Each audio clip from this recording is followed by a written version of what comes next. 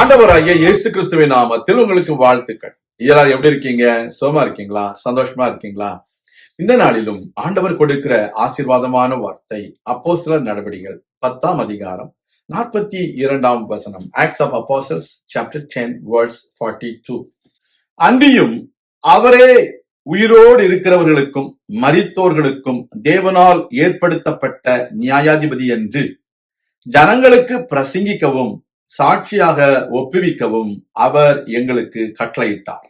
அருமையான தேவனுடைய பிள்ளைகளே, அப்போஸ்தலனாகிய பேதுரு கொர்நேலியுடைய வீட்டுல பிரசங்கம் பண்ணும் பொழுது சொன்ன ஒரு அருமையான உண்மை என்னவென்றால், ஆண்டவராகிய இயேசு கிறிஸ்து ஒருவரே தேவனால் ஏற்படுத்தப்பட்ட நியாயாதிபதியாக இருக்கிறார். Dear children of God, it's a great truth about our Lord Jesus Christ that Peter proclaimed or preached at the house of Cornelius. He said, Jesus is the God-appointed judge for those who are alive and those who are dead. You might have been chastened by the people unrighteously. People might have done all sorts of false accusations against you, but be of good cheer. Our Lord God has appointed our Jesus Christ to be the judge for you. When Joseph was put inside the prison unrighteously, falsely, God was fighting for him. Because he is a righteous judge, he will not support unrighteous people. He will not help ruthless, unrighteous people.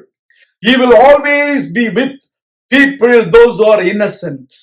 He will always support people, those who are doing according to God's word. That is why we need to be bold to face any kinds of accusations which are put against us falsely. That is the preaching we need to do today. God has commanded Peter to preach and testify that Jesus is God's appointed judge. Today, we need to be cheerful. Whatever it may come against you falsely, people may twist, people may speak a wrong thing against you, but God is with you. Jesus is with you.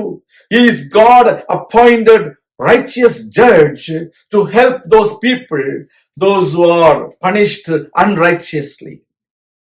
அநியாயமாக தண்டிக்கப்படுகிற உங்கள் வாழ்க்கையில உங்களுக்கு நியாயம் செய்யும்படிக்கு தேவனால் ஏற்படுத்தப்பட்ட நியாயாதிபதியாகிய இயேசு கிறிஸ்து உங்கள் வாசலண்டையில் நிற்கிறார்.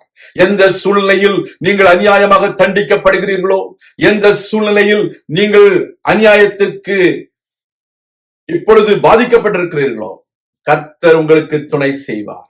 எனவே நீங்கள் அநியாயத்தை செய்யாதிருங்கள், அநியாயத்திற்கு துணை போகாதிருங்கள். யாராவது உங்களை அநியாயத்தை செய்வதற்கு இழுப்பார்களே என்றால் தயவு செய்து நீங்கள் அவர்களை விட்டு ஓடி போய்விடுங்கள். Do not have any companionship with anyone, those who are doing unrighteous things. God is a God of righteousness. He will always do things in a right way, and he will bless you, and he will redeem you out of the tricks of the devil.